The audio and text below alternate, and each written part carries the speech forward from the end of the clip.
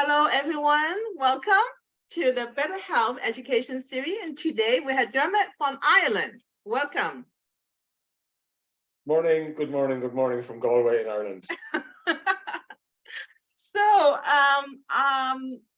like a very unlikely yogi friends, a big Irish guy, and then like a Chinese woman doing yoga, and we met in Kerala, India, at the beginning of COVID of all times. We sure did. We sure did. Yeah, and one of the things that was really they caught my attention is that Dermot actually wrote a really nice book on pranayama. Like I'm a big fan of pranayama, and I thought I know a lot of pranayama. So, but he wrote a book, so I download it and I have a look and say, hey, there's something I didn't know about pranayama. So I learned a lot from his book. And two of the things that I really would like to highlight for our viewers.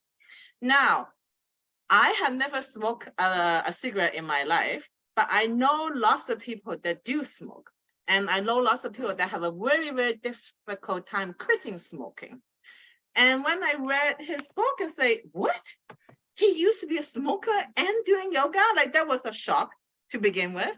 And then by practicing proper pranayama, he just go cold turkey. Like I was super shocked. So could you like share this crazy story? How to help you, and what do you Sure. think of the power of proper pranayama? The first thing I started my own practice, I did some traveling to India in 2012, 2013, and so on. So I used to go to yoga classes in Kerala, in Varkala, just as a tourist. And in 2013, in November 2013, I was here in Ireland and I decided that I would continue on and start a yoga practice. So I did that. And as you say, I was a smoker. I was actually a smoker since, believe it or not, since I was 9.5 years of age, because all Wow. my friends were all 4 years older than me. They were 13, 14. I started smoking with them. Now I was in my 50s and I was still smoking, and I was taking up yoga at over 50 years of age. So I started my daily practice in 2013, and I said I'd do it for a month and see how I got on. So I did it for a month, and then I did it for an extra week, and then I did it for an extra week, and so on and so on. And I've never stopped since. I've very, very, very rarely missed my daily practice. But in doing my daily practice, I wanted to bring my practice, bring it up a notch, or upgrade it really. So I decided I'd do a 200-hour teacher training in Kerala through a connection of the teacher who taught me in Varkala. I didn't know anything really about the different styles of yoga, about like Shivananda, Hatha yoga, or Ashtanga yoga, or Vinyasa flow that we were talking about earlier. I didn't know any of that. I just went to India to do a teacher training course, and that was like, it was a holiday and it was do teacher training. So like all good smokers, when I was going through the duty free in Dubai, I had got my 400 Rothman cigarettes and was very happy to be going on my month's break As in your India, yogi getting our and my yoga cigarettes. mat and my 400 Rothman cigarettes. So now my health from smoking, I can't say it was very bad. I did have a smoker's cough, of course, which I thought was normal for everyone, but now I know it wasn't. So I arrived at the ashram for my 200-hour, and one thing people don't realize about India, and you know this, Prema, is that the countryside is very busy. It's not like the countryside in Ireland where there's no people. In India, the countryside is busier than the city. So I arrived in this ashram, got to my room, looked around and said, okay, now, like all smokers, I said, I need a place to smoke. So I went looking for a private place anywhere close by, No and there privacy wasn't there. anywhere private. So I couldn't smoke that day. So we went, like that day was fine. We did a little bit of pranayama. I went to bed that night, forgot about it, woke up in the morning, looked around for somewhere to smoke, couldn't find one, went to my pranayama class again. And I don't know what it was, but like I had a smoker's cough that was I couldn't laugh really. If I laughed, I coughed and coughed. No If way. I put myself under any strain, like walking upstairs, I got my smoker's cough and so on.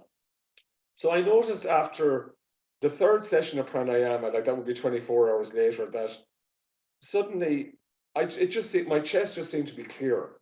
I wasn't coughing up anything. And this was only within 24 hours. And like, I was very surprised. I must say I was very, very surprised. Now, it didn't mean I didn't want to smoke. Of course I did, but I couldn't. So I always tell this part of the story. After a week, we were let out into the world, out to the local town to have a coffee and a walk around. And I was so happy. I brought my cigarettes with me and my lighter and sat down with my cup of chai and opened up the box of cigarettes. And then I said to myself, I've done 1 week now. I'll do another week. I'll see if I can do another week. And that was it. I brought this 400 cigarettes home with me and I never smoked again. Now, I always remember, like when I was a smoker and a yoga practitioner, I remember always reading Iyengar, BKS Iyengar always said that smoking won't affect your yoga, but yoga may affect your smoking. Yes, So very I'm famous living saying. proof that yoga definitely affects your smoking. Now, I have lots of students who are smokers, and I can't say to them, give up cigarettes. No, That's no. that's not my job. And nobody ever said it to me either. So, but I did find that the freedom from the pranayama in my breathing and the freedom in my system after the pranayama, I think that's really what got me through, I think. And that, as I say, the clearness of my chest and that feeling of being able to breathe deeply into my own system and exhale. And the exhalation, I find, is the part where smokers seem to get caught. That long exhalation, that seems to get them, and that got me. But as I say, after 24 hours, I felt I was completely clear. My wife would bear testimony to that, having lived with me for 30 years as a smoker. Jeez, I mean, I can't believe it. You not only do you smoke for over almost 40 40 years. years, Yeah. you started yoga at the young age of 50, 50, and 51, yeah. and you're actually able to just use a simple breathing technique that's been around for a few thousand years. In 24 hours, you felt like, what? This actually make a difference. That's good. Yes, because in my initial practice, I was, as I said to you earlier, I was a tourist doing yoga. Yeah. So we didn't really do pranayama, maybe a little bit of anuloma viloma or something, nothing. So this Yeah. was my first, in 2016, it was my first exposure to proper pranayama practice, Yeah. proper food, proper Yeah. proper diet, proper everything, and then proper breathing. So it was my first exposure to it. So even though I was practicing for 2.5 years before my 200 hour, I hadn't really been exposed to pranayama because I didn't have a teacher here in Ireland. I was only working off what I could remember from my teacher in India. So I didn't go to any classes here. I just practiced what I had been taught in India. So then when I went to my 200 hour, then it was serious stuff then. They deliver it with a smile too. Yeah, well, you definitely had to keep smiling at 4 and 5 in the morning doing your I netting and know. cleaning your nose. Then I know. you had to have a sense of humor. You just have to laugh at yourself. Like, what am I doing here? Yeah, how did I get here? So, like, I'm really impressed that it did that. Like, I'm a firm believer of pranayama. And actually, this is usually the first thing I teach my students, especially beginners. Just the proper breathing is the foundation for everything. Now, Absolutely. we mentioned about, a lot of, like most of us started yoga in a half-hearted way, thinking it's a good thing. And then, but, we just do it for whatever we need it to be done, right? Like I Yeah. started yoga because of lower back pain, but most of my Okay. students, and most of my friends who started yoga because they want to lose weight. Now, pranayama, just a simple breathing is actually a magic to losing weight, isn't it? Like I know that, but no one could believe me. I was like, no, I don't believe just simple breathing will lose weight. But you and I know the secret. So you wrote it in your book. I'm so happy when I read it. It's like somebody confirms it for me because no one would believe me. So share your story. It's so interesting because when I was learning pranayama, like with Swami Ji or with anyone, they never told me this. but this was something that could happen. It's not something that they promote, which is very unusual. And eventually I came across a gentleman in Australia, a scientist called Ruben Meerman is his name, Ruben Meerman. And I just came across this TED talk online, and it said weight loss through breathing. And I said, wow, this sounds unbelievable. I don't believe this either. Like your people say to you. So I looked at it, and he poses the question at the very start of the video. He said, if you lose a kilo of weight, where does it go? So he went around and interviewed people, like, where does the kilo actually disappear to? And of course, everyone said, oh, when you go to the bathroom, sweat. And really, they couldn't come up with anything else, really. This was all they thought. And I think it's a very good question when people say, like, oh, I don't believe that you can lose weight by breathing. You say, well, where does the weight go when you lose it? And when they actually start thinking about it, there's nowhere else it can go except on the breath. So he set out to scientifically prove that 80%, that was his final figure, that 80% of weight loss comes out of your body in carbon dioxide in your breath. So that's mind-blowing. That's like a totally new revelation. Like, it gets rid of diets, it gets rid of everything, that this is what you do. So his theory was that you exercise a little bit more, you eat a little bit less, and you breathe more. Now, in saying that you breathe more, it doesn't mean that you go and you're going to lose weight. It means that really, when he says breathe more, what he means is that you breathe properly. Yes. That your breath is more breath. Yes. And actually more exhalation. Yes. And it's something that even for myself, I find, even though I practice pranayama every day, to practice pranayama even when walking, to actually focus like a meditation, to extend the exhalations, always extending the exhalations. And it's amazing the difference it makes to weight and to weight. I won't say weight loss. Of course, if you're overweight, that's fine. But I think more weight control. At my age, I find is controlling my weight and keeping me at a certain level is what I try to do. So when I'm walking on my own, wherever, I try to just extend my exhalation so that I'm breathing more, that I'm actually extending that breath out. Now, for people that are trying to lose weight, of course, like Bhastrika and all those powerful Kapalbhati, and those are powerful breath exercises that can get the system ready for those exhalations. But is to be focused on the breath and not to be just breathing from up here, and to get that carbon dioxide out of your system. That's what it's about. But again, of course, as part of a balanced diet and as part of that. But it absolutely, it definitely, it has to be good for weight loss, because 80% of weight loss comes from your exhalations. And that's the theory, and that's scientifically proven. So that gentleman's name, if you want to have a look at it, is Ruben Meerman. And you'll see it on TED Talks if people want to have a look at that. It's very, very interesting talk. But really, I think, again, just going back to what I said at the start, when people say to you, oh, I don't believe that you can lose weight by breathing properly, you just ask them, where does weight go when you lose it? And that's the end of that. Like, even though I'm an engineer and a nerd, in terms of this, I don't need scientific proof, because I know it happened to me. And it happened actually before, not in the pranayama class, but in a meditation class, because I attended a Buddhist meditation 1 week retreat. And in the Buddhist meditation, all we do is breathe.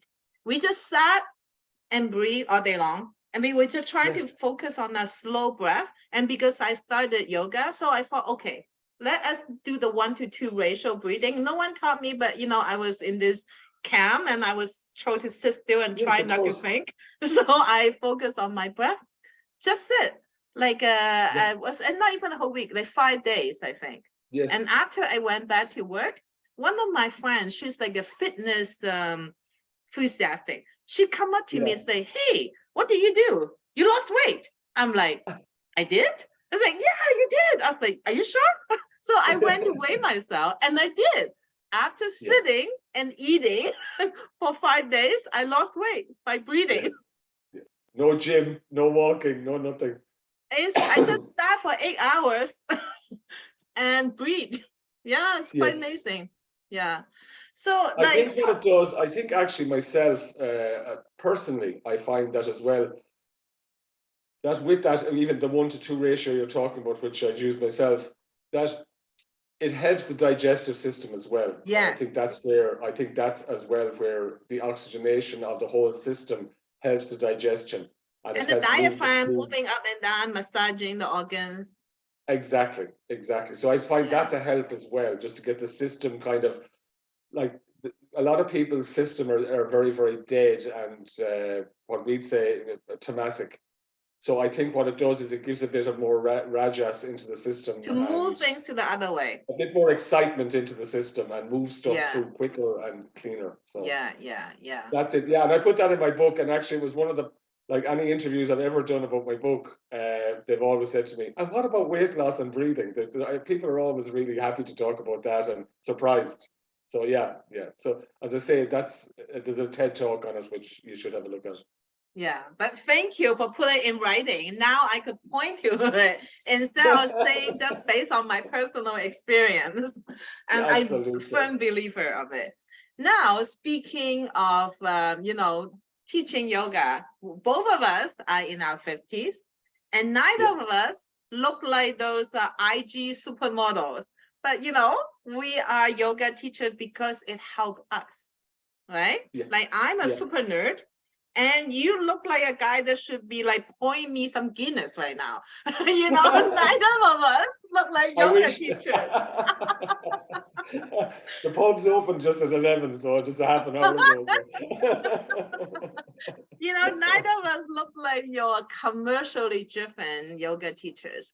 And I find that's actually helpful because a Yeah. lot of students are so intimidated by the Lululemon outfit, by the sexy clothes, and by you have to be young and flexible before you even start your first class, which is not the case.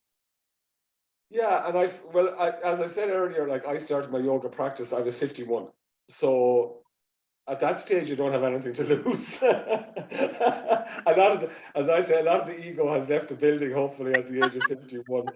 So yeah, so I think, yeah, so I started myself my yoga practice for personal, totally for personal, just for me and just to improve myself and my flexibility and that. After I done my teacher training, my first one, I did a good lot of teaching after that, but after my second one, after my advanced teacher training with Swami Ji in Kerala, I did a lot of teaching. I really started to teach then. And what I found was, again, what you said there was that people find teachers like us less intimidating. Um, because we started later. We're not that body conscious. We're not into trends. They know that we started our practice just for a personal thing, just kind of to, as I say, to increase our flexibility and just to get a little bit fitter, maybe even. So I think that coming to an older person's class, I think, is less intimidating. For me, I would say here that there's very, very few male teachers here Ah. in Ireland. It's all young females. It's like I call it like the feminization of yoga. So really, like if you look at a teacher training here in Ireland, there would be maybe 30 or 40 people in the teacher training. It would be very rare that there would be a man in the class. Mm. Very rare. So I think as well that first of all, for men, especially men of any age, really, going into a class that is first of all run by young girls or young women can be a little bit intimidating for them to And start with. distracting. A little, well, okay, yeah, it can be distracting, absolutely. So I think that if a male teacher is there, I think that they feel that it's easier to go to the class first of all because it's a male teacher. And I find that my classes would be more mixed than the general classes. That I would probably get 60-40 breakdown between female and male. Because, of course, more women do yoga. Men have more hang ups about it. Men like to say, like here we're on the Atlantic coast, so a lot of people go running. So the men think, oh, the fitness, I go running, I go running. But of course, when their knees go and their backs go from running on hard surfaces, then they come to my yoga class. So I get the broken men.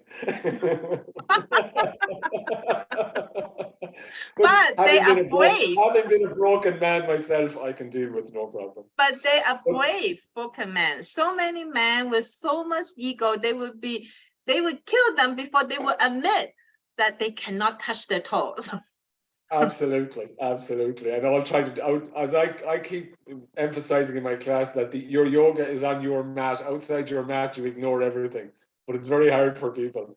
But yeah, so like my classes would be, say, 60-40 female, male. And yeah, we discussed it earlier before we came on camera. So like what's happened here in Ireland, and I think it's happened in most countries, is that Vinyasa flow really has taken over as the main type of yoga, and people are a little bit intimidated by that as well, I feel. Especially those perfect warrior poses, which I never do. So I don't intimidate people. So like these perfect warrior poses, and this is what they're seeing when they're on their Facebook or their Instagram, and they say, God, I'd never be able to do that. And that person, as you say, is wearing lovely Lululemon gear and they're such a great figure. So I think there's a lot of intimidation going on for people as well. And it's hard to see where the ordinary person, I would say, fits into that yoga scene. So as I say, I try to promote a hatha yoga, that people do it on their mat themselves, that they're not intimidated by those around them, and that's really what I try to promote in my teaching. Yeah, good. And I think that's what I try to do is I ask my students whenever, but I teach mostly private, but sometimes there are two students, and I ask them to just gently close their eyes if they can, because even with one other, they're constantly comparing. Oh my God, are they doing it better than me? Oh, how come I'm not doing that? And then they're so distracted, they're not paying attention. So by not caring or by focusing on within, that's where the real practice starts, isn't it? Yeah, well, and also I one other thing where I never teach in a room with mirrors. Yes, no. No. Oh, so that talk about distraction. Yeah, so I don't even do that for myself. So yeah, as you say, people, I suppose our natural thing is to compare, and I think it's up to the teacher to keep bringing the people back to their own mat, and as you say, to gently close their eyes. Like the pose is the same if you're with your eyes closed and your eyes open. Yeah. There's no difference, only your eyes opening and closing. So, and I think as well that there are a lot of poses that we do in, as you know, in the Shivananda system, that your eyes should be closed during them anyways, so that's something that I would keep doing. And keep getting the student to fill the space of their own mat and to just focus on that space and try to keep on that, But it's like in meditation, Brema, like the yoga practice can be treated just like a meditation. The mind is going to wander all the time, and it's to keep it coming back. And I think it's when people are beginning their practice or beginning their yoga journey, that it's important that the teacher keeps bringing them back. And like in meditation, those times of being brought back become less and less and less, and people realize that it's a personal practice. And again, do you see yoga again has been more promoted in the US as group exercise classes, which there absolutely aren't. So people again go to yoga, they think that it's a group exercise class, and which it's not. But that's the marketing and the promotion of it has kind of given it that feeling like, come and join us and have great time with other like-minded people. But that's no, it's not a group exercise class. So that has to be reiterated and put across by the teacher as well. That And I think that's the magic of hatha yoga, right? When it's done properly or when it's done deeply, it's like what we always say, 90 minutes of hatha yoga is 90 minutes of physical exercise, 90 minutes of breathing, and 90 minutes of meditation. So you get 4.5 hours of goodies for 90 minutes, but you really need to look within, right? Not constantly looking what other people are doing, or what are they wearing? That looks really nice. None of that. I wish I could do scorpion pose like that. Oh no, I'm finally lifting my thigh off the mat. Just it. Like this is it is a big improvement for me. Know when my belly button is still on the floor. Absolutely. Well, actually, I'm traveling to India next week, so I'm like, again, like for you and I practice on my own, of course, every day, but so I don't go to classes. So I'm really looking forward. I'm actually going to next week. I'm going to be in classes in Mysore, and I'm going to Mysore, I think, as a protest because it's the Ashtanga Center. But I'm only going to do Hatha Yoga there. I'm Well, going as a protest. I think it's always good to know what other people do. Try to have an Absolutely. open mind. I think it's okay. But going to Yeah, but I'm Mysore would be looking lovely. forward. Of course, my main thing. I'm looking forward to going to classes again. You know what I mean, and to actually having someone instruct me and have that space to actually do my practice Very nice. supervised by I'm somebody so else. You know what jealous. I mean? So I'm really looking forward to that, and I think because it's been 3 years now since I've been in India, and I think that it's good to go back and get And my have some practice good back in food. order again. Hmm? Have some good food. Absolutely, and that's what I'm looking forward to most. Okay, good. Well, thank you. And I will put your website and your contact information down below so people in Ireland can contact you. And for other people that want to know more about physical health, mental health, and body-mind connection, there are more information down below as well. So thank you. And I'm so jealous. Have a great trip in India next week. Thanks very much. Thank you very much. I'd love to talk to you. Hari Om. Carry on. Thank you.